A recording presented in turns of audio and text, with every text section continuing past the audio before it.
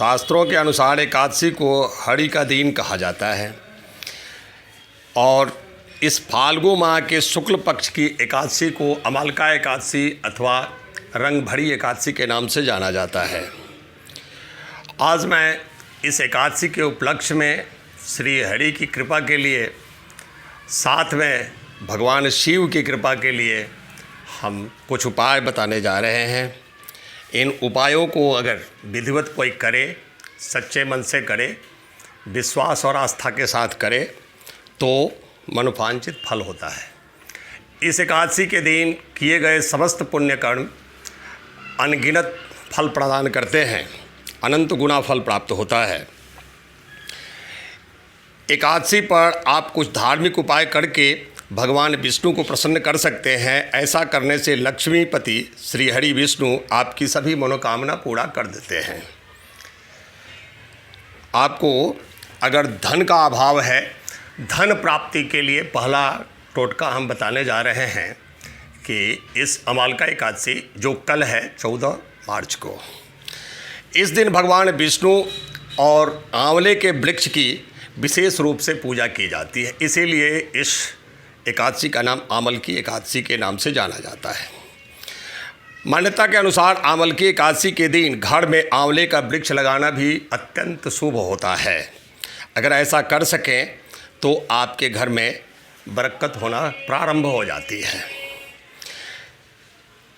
और भगवान विष्णु की पूजा करने के बाद श्री हरि को पीले वस्त्र में लपेटकर एकाक्षी नारियल अर्पित करने से आपको भगवान श्री हरि की कृपा प्रदान प्राप्त होती है और बाद में इस एकाक्षी नारियल को अपने तिजोरी में रखें।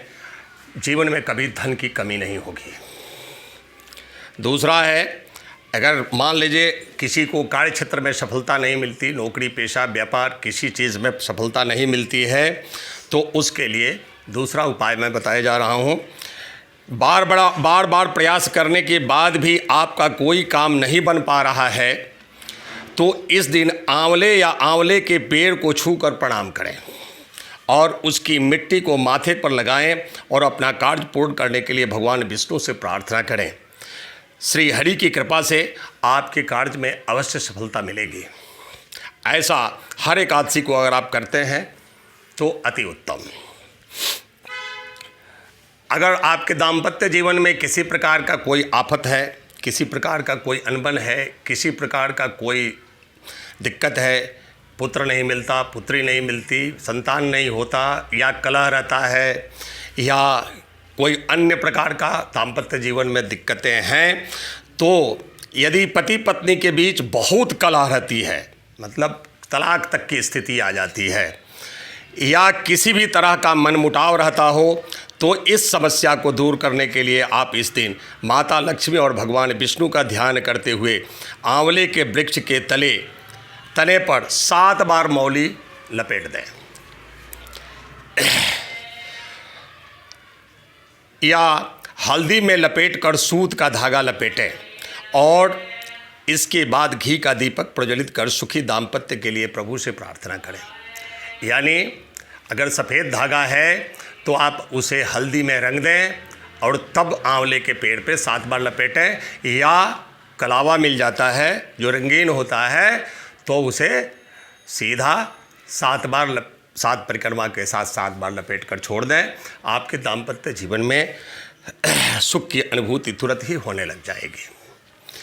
आप कर्जे में डूबे हुए हैं, आपका तीसरा या चौथा जो भी है उपाय, अगला उपाय ये है कि आप कर्जे में डूबे हुए हैं तो इस दिन गीता पाठ, विष्णु सहस्त्र नाम का पाठ, ओम नमो भगवते वासुदेवाय का जाप करने से प्राणी पाप मुक्त होकर कर्ज मुक्त हो जाता है।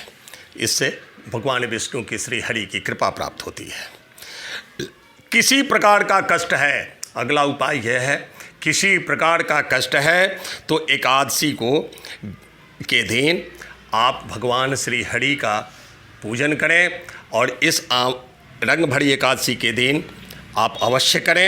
एकादशी विष्णु प्रिया का है। इस दिन नाना प्रकार के पुष्पों, ऋतुफल, उत्तम नैवेद्यों, धूपों तथा आरती आदि के साथ प्रसन्नतापूर्वक श्री जनार्दन का पूजन करके सभी सांसारिक कष्टों से मुक्ति पा सकते हैं।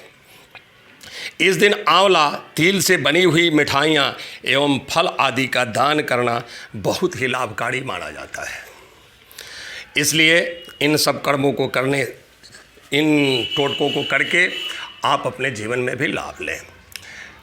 आंवल की एकादशी के दिन श्री हर यानी शिव जी का गौना हुआ था, इसीलिए इस दिन शिव और पार्वती का पूजन मंदिर में जाकर जो कोई भी करता है, गंगा जल से स्नान कराकर, त्रिपुंड बनाकर 21 फूल पुष्प और 21 बिल्वपत्र जो अर्पित करता है, उसके जीवन में कभी कष्ट नहीं आता, वो धन सभी प्रकार के ऐश्वर्यों से युक्त हो जाता है।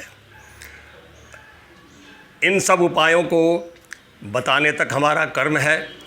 आगे आप कितनी आस्था और कितने विश्वास और कितने भाव विह्वल होकर करते हैं, उसी हिसाब से बिन पैसे के ये उपाय हैं, आप करें और इसका लाभ लें। जय श्री राधे।